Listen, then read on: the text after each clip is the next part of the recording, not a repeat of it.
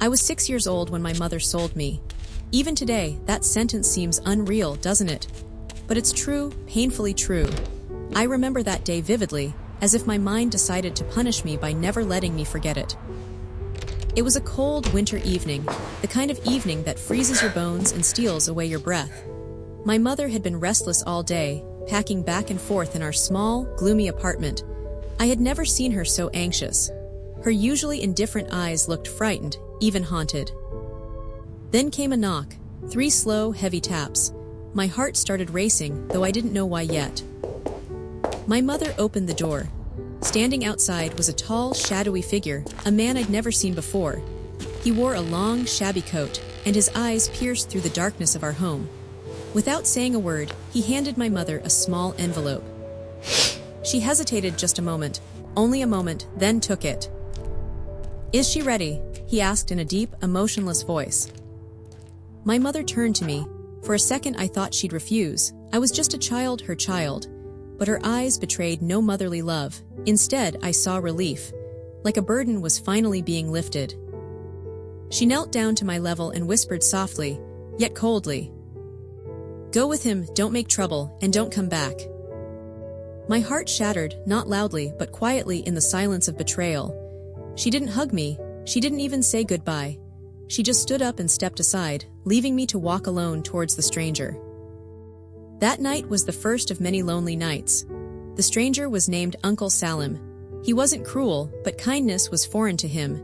He took me to his tiny clinic, a makeshift hospital hidden in the poorest part of town, a place where pain was always louder than hope. There my childhood disappeared quickly. Other kids went to school, played with toys and laughed. My playground was an operating room. My toys were surgical tools, and laughter was a luxury I'd forgot. From sunrise to midnight, I cleaned blood from floors, sterilized medical instruments, and watched quietly as patients came and went. Uncle Salim never spoke much, but he taught me things through silence. He taught me how to survive. He taught me medicine. Years passed, and each year hardened me, shaped me into someone tougher, someone colder, someone who could hide pain behind a mask. At 17, I wasn't a frightened child anymore. I was capable, strong, and determined. But one morning, Uncle Salim didn't rise. His pale face told me he didn't have long. For the first time in years, he spoke with emotion. "You were never my child," he whispered. "But you stayed loyal, you learned well, you deserved better than this place." He took one last labored breath, eyes closing slowly. "You were a better child to me than your mother deserved," he said, and slipped away quietly. Again I was alone. No family, no mentor, just myself. But this time I wasn't scared. I knew exactly what I had to do. I left that broken clinic with nothing but my knowledge and determination. It was enough. Over the years, I fought tirelessly, studying, working, saving. I washed dishes at night, studied medicine in the morning, and slept in classrooms. Every sleepless night brought me closer to my dream, becoming a doctor. And I did. With each exam passed, each surgery mastered, my name grew louder in medical circles. Soon, my reputation was strong enough to build my own hospital. The day I opened the doors of my own hospital felt surreal. I had risen from the ashes. I had become someone. Yet, even in success, something felt unfinished. A ghost from my past still haunted me. Then one day, the past knocked at my door again. A nurse approached me cautiously. "Doctor, there's a new patient. She has no money, no family. She's begging to meet the hospital owner." My heart skipped. "Why me?" I asked quietly. "She insists the owner will help her." Curiosity took over. Slowly, I walked toward the room. As I opened the door, my blood turned cold. An old woman lay there, frail and broken. She slowly raised her head and our eyes met. Hers widened in disbelief. "You look just like my daughter," she whispered weakly. I stared silently at the woman who had sold me for money. I felt no anger, no pain, just silence. The silence I'd kept for all those years. She had come here seeking help, unaware the child she'd thrown away now controlled her fate.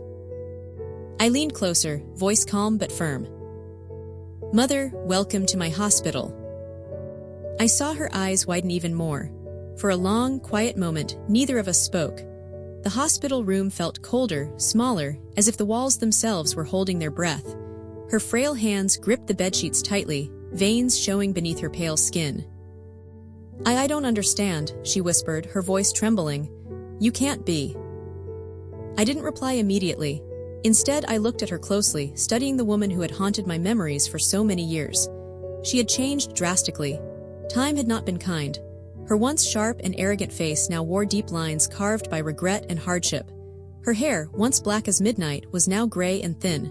She looked weak, fragile, someone desperately clinging to life. But my heart felt nothing for her.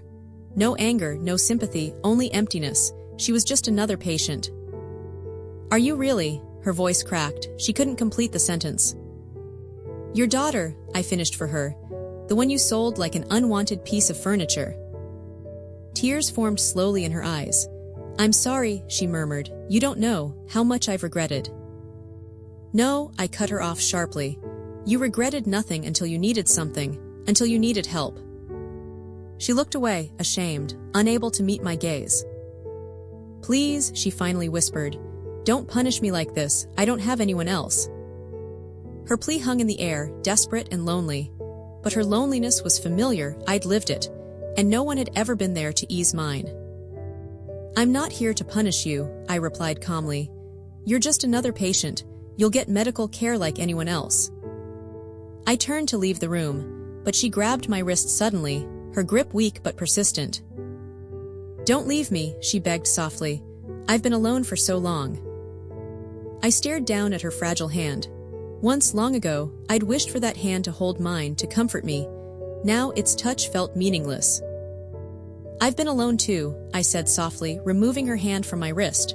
"Because of you." I walked out, shutting the door gently behind me. Outside the room, the nurse stood waiting anxiously. "Doctor, are you all right?"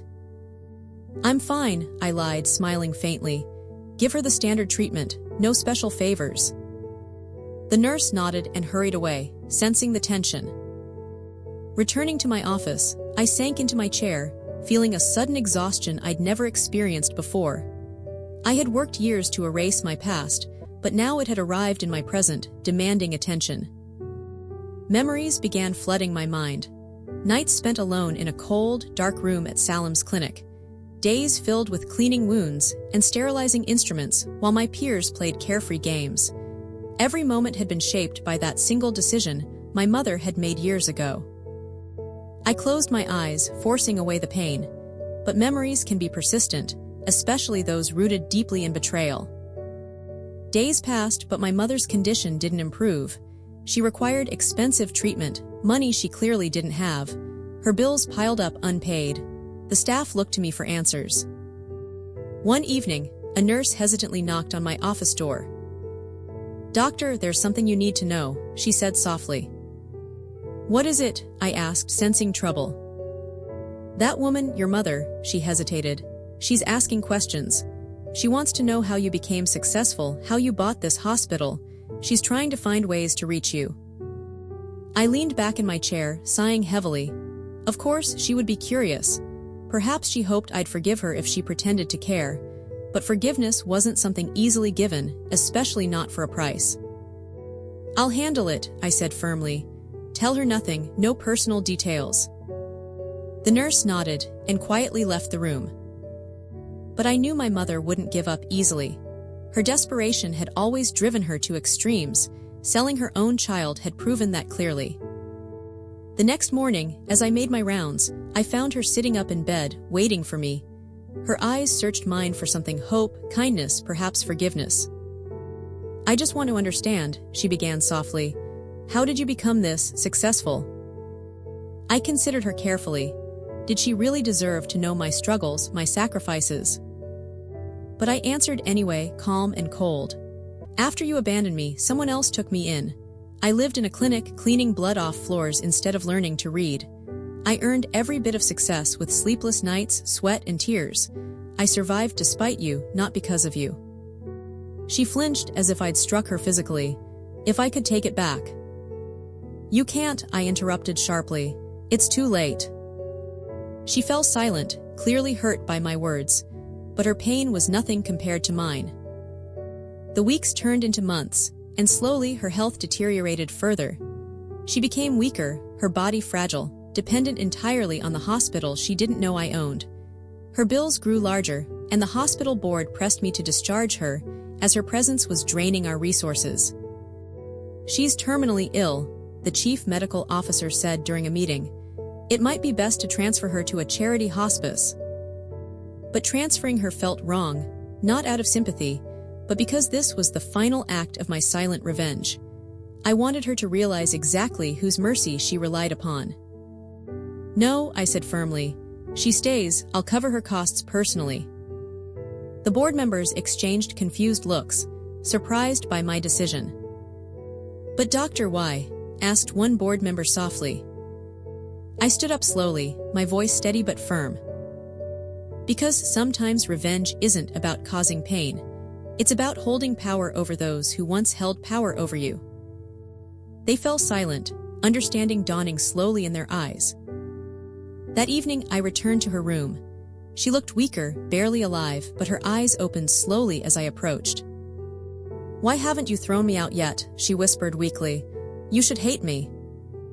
I took a deep breath, finally allowing myself honesty. "I don't hate you," I said quietly. "Hate would mean I still feel something for you. You're here because you abandoned a child who grew into someone you now depend on. That's enough." Tears filled her eyes. "I'm sorry." "I know," I whispered, "but your sorry changes nothing." I walked away, leaving her alone once again, in the silence she'd taught me so well. "Your sorry changes nothing." As I closed her room door behind me, the soft click felt strangely loud, echoing through my soul. For a moment, I leaned against the cold hospital wall, eyes shut tightly, trying to regain the control I'd worked so hard to maintain all these years. Yet something in me had cracked. I'd told myself for years that I felt nothing for this woman, my mother, the one person who was supposed to protect me. But seeing her frail, vulnerable, and begging for forgiveness was something I had never imagined. I straightened up, taking a deep breath. It was easier when she was a distant memory, a silent ghost from the past. But now she was here, real, breathing, needing me. The next few days passed with a silent tension spreading through the hospital. My staff avoided mentioning her name around me, sensing the fragile boundary between my professional calm and personal torment. Each time I walked past her room, I felt her presence pulling me, her regret, her unanswered questions, her sorrow. Yet I resisted every urge to return, determined to remain strong. But fate had different plans. Late one evening, while I was reviewing patient reports, my door swung open suddenly. It was one of the nurses, her face pale and anxious. "Doctor, it's your mother. Her condition has worsened rapidly." My heart skipped a beat, betraying my carefully constructed indifference. I stood quickly, grabbing my coat. "What happened?" "Her heart is failing. She's asking for you. She says she won't go until you speak to her one last time." My footsteps felt heavy, echoing down the corridor.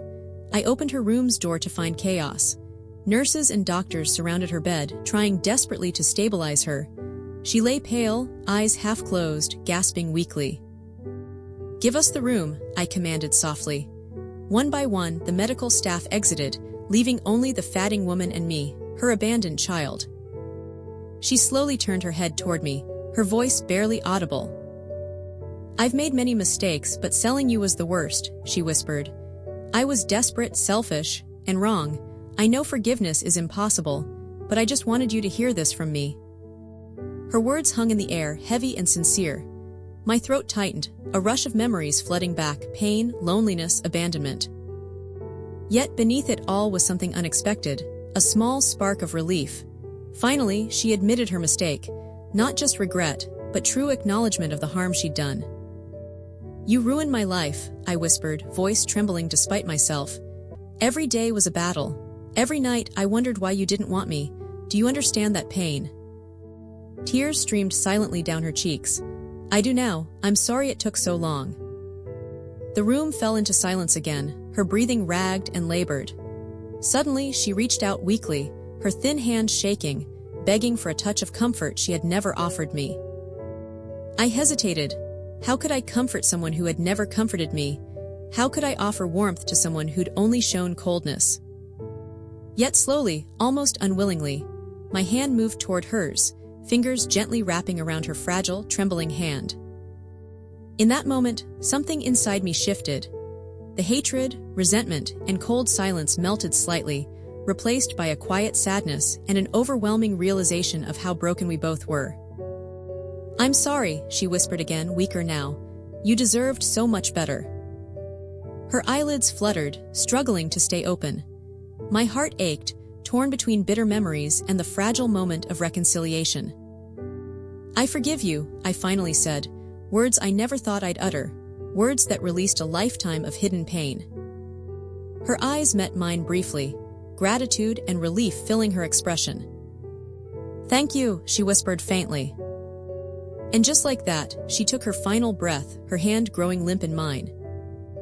I sat there, holding her hand for a moment longer, feeling a strange mix of emptiness and peace. My lifelong revenge had been silence, but forgiveness had proved even more powerful. Eventually, the nurses returned, quietly acknowledging my grief. I left the room, emotions in turmoil but also lighter than ever before. My mother was gone, but her final lesson lingered. Weeks passed, life moved forward as it always does. The hospital continued to flourish, my success undiminished, yet I had changed profoundly. Revenge had given way to something far deeper, understanding. One afternoon, while I sat in my office going through paperwork, a gentle knock came at my door.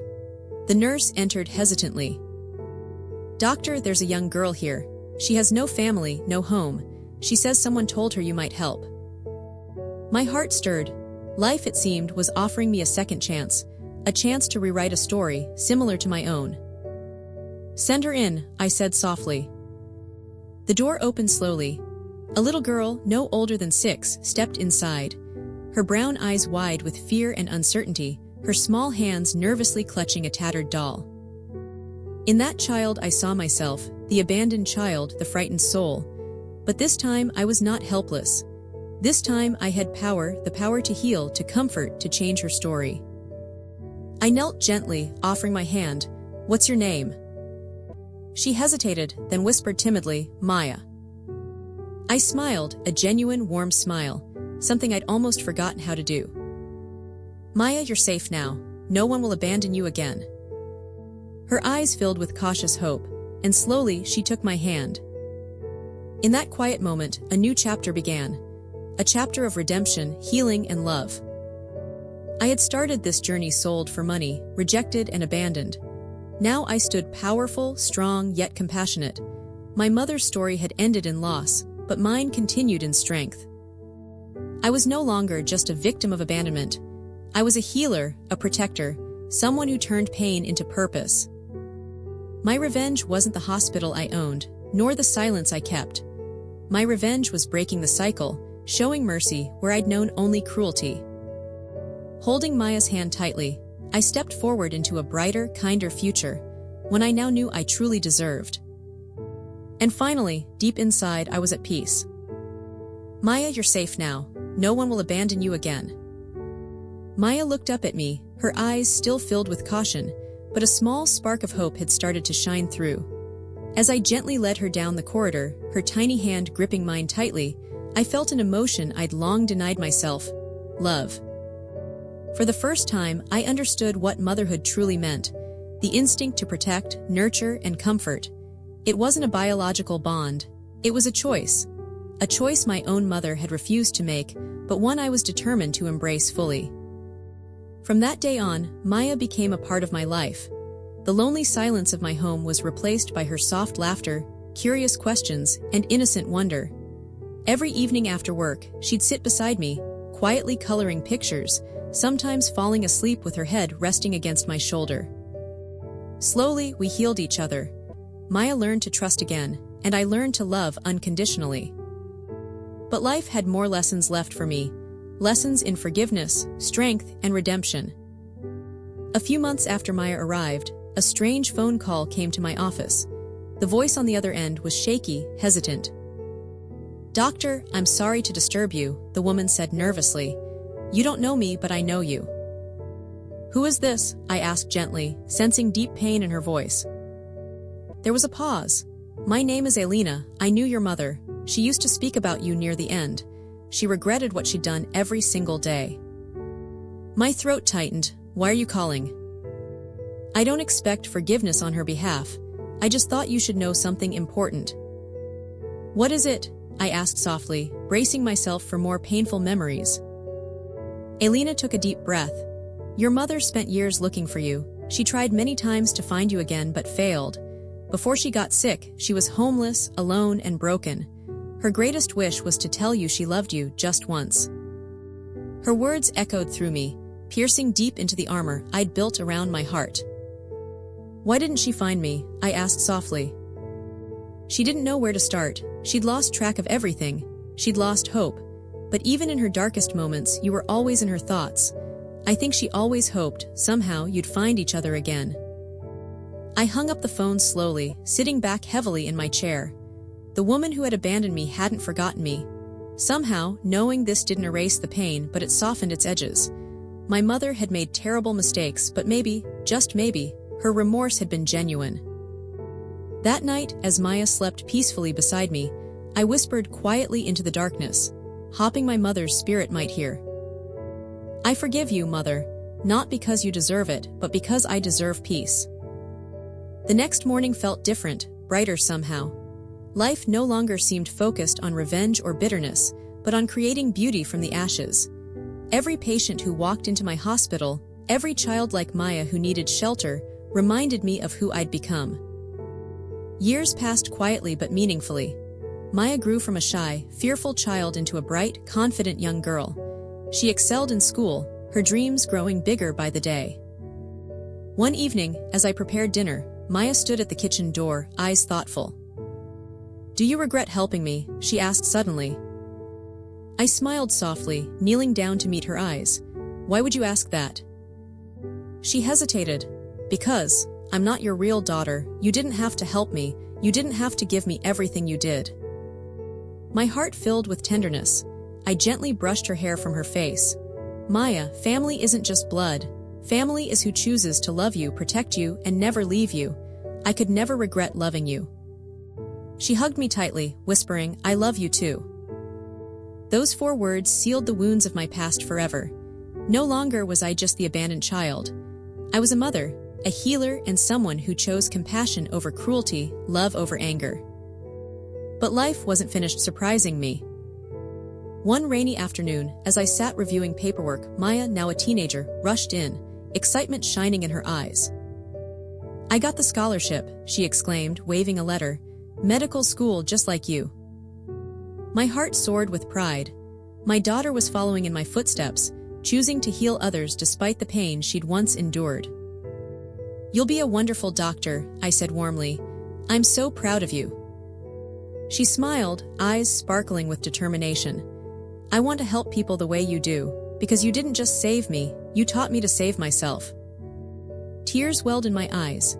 The abandoned child I'd once been was now raising a child who'd help others, breaking the cycle forever. When Maya finally graduated medical school, I stood in the crowd, clapping loudest of all, watching her proudly walk across the stage. And I knew my journey had reached its truest purpose. Later, when she joined me at the hospital, working alongside me, helping others, I saw clearly how life had come full circle. The hospital I'd built from pain and perseverance was now a place of hope, healing, and second chances. One evening, as we stood side by side in the surgery room, Maya turned to me thoughtfully. "Do you think she'd be proud of you?" My heart knew exactly who she meant. My mother, the woman who'd once sold me, who'd later died in my hospital. "Yes," I answered honestly. "I believe she would." "Do you forgive her now?" Maya asked softly. I took a deep breath, looking into my daughter's gentle eyes. "I forgave her a long time ago," I said, "because forgiveness set me free." Maya smiled, squeezing my hand gently. "Then she'd definitely be proud." As I left the hospital that night, walking under the soft glow of streetlights, my heart felt lighter than ever before. The past no longer held power over me. The future held promise, joy, and purpose. Yes, my mother had sold me once, exchanging my innocence for money. But that child had grown strong, compassionate, and unstoppable. I was no longer defined by abandonment. I was defined by what I'd built from it: love, strength, and healing.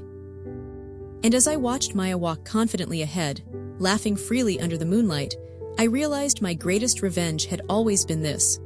Not silence, not power, but breaking the cycle of pain. I'd taken the darkness handed to me and turned it into a beacon of hope, not just for myself, but for every soul who walked through the doors of my hospital, and especially for the little girl who taught me the true meaning of family. Holding Maya's hand, I stepped forward, into a future where the chains of my past could no longer follow. Finally, I was free. The years flowed quietly, but meaningfully, like a peaceful river. Maya continued growing into the strong, compassionate doctor I'd always envisioned her becoming. Together, we expanded the hospital, turning it into a sanctuary for the broken, the abandoned, and those seeking a second chance. Each day was a gentle reminder of how far we'd both come, from abandoned souls to healers of others' wounds. But life, as always, has a unique way of bringing closure when we least expect it. It was a quiet Sunday morning when I received an unexpected visitor. A gentle knock at my office door drew my attention away from the morning sunlight streaming through the window. "Come in," I called softly. The door opened slowly, revealing a frail old woman accompanied by a younger caretaker. Her eyes, though faded by age, were familiar. She looked at me carefully, her lips quivering slightly. "Do you remember me, doctor?" she asked quietly. I stood, heart beating faster as recognition dawned slowly. She was my mother's sister, my aunt, whom I'd last seen as a child. "Aunt Sana," I breathed in disbelief. She nodded slowly, tears forming instantly. "I've searched for years, hoping to see you again. After your mother left, I lost track of you completely. It broke my heart to think what had become of you." "Why are you here?" I asked softly, my voice gentle yet cautious. Her caretaker helped her to a chair. She sat down slowly, her gaze filled with regret. "To apologize on behalf of your mother and myself. When your mother sold you, I knew it was wrong. Yet I didn't stop her. I stayed silent. That guilt has haunted me all these years."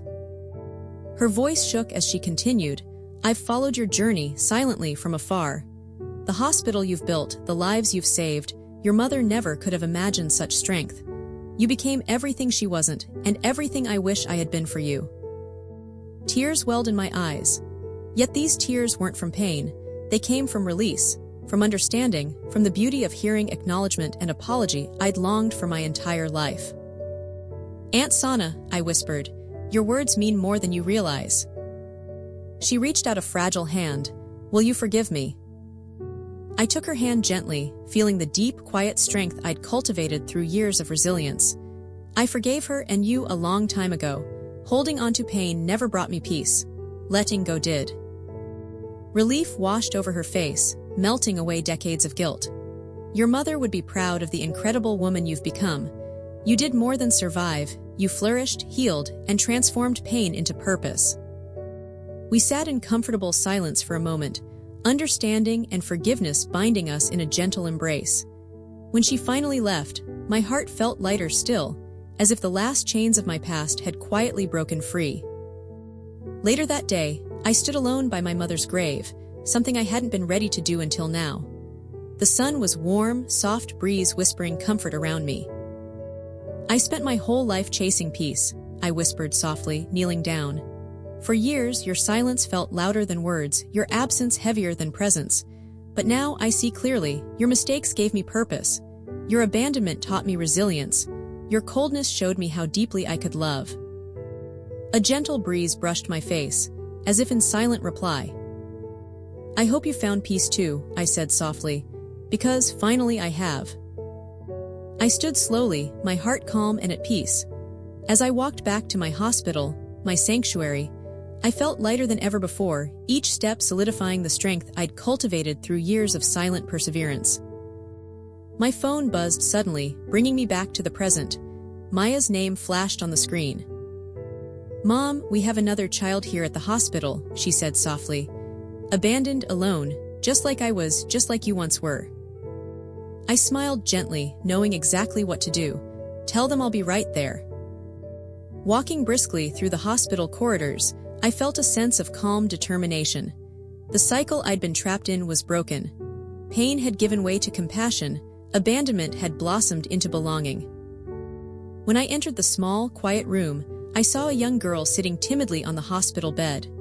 Her eyes mirrored my past fears: abandonment, uncertainty, loneliness. I knelt gently beside her. "Hello, sweetheart, what's your name?" She hesitated, looking down at her small hands. "Zara," she whispered. I reached out gently, offering her comfort and reassurance. "You're safe now, Zara. You're not alone anymore." Her small eyes lifted to meet mine, filled with tentative hope. And at that moment, I saw clearly the beauty of the journey I'd undertaken. The child who was sold for money had grown to become someone capable of changing lives, breaking cycles, and offering love where there had once been only cold abandonment. And finally, I knew deep inside, I was no longer defined by the betrayal of my past. Instead, I was defined by the strength I'd gained from overcoming it, by the love I now freely gave. That night, as Maya, Zara, and I sat quietly together, sharing warmth and comfort, I felt an overwhelming sense of gratitude. My mother's betrayal, my years of hardship, my hospital, my daughter, all had been part of a grand journey toward healing. My revenge was never silence, nor wealth, nor power. My revenge was simply becoming everything my past had tried to deny me: loved, compassionate, and whole. As Maya leaned her head gently against my shoulder, Zara asleep peacefully in my arms, I whispered softly to myself, "Thank you for setting me free." Outside, the stars shone softly, and deep within my heart, peace finally reigned supreme. This was my truest revenge, living a life filled not with bitterness, but with boundless love and purpose. And for the first time ever, I was truly home.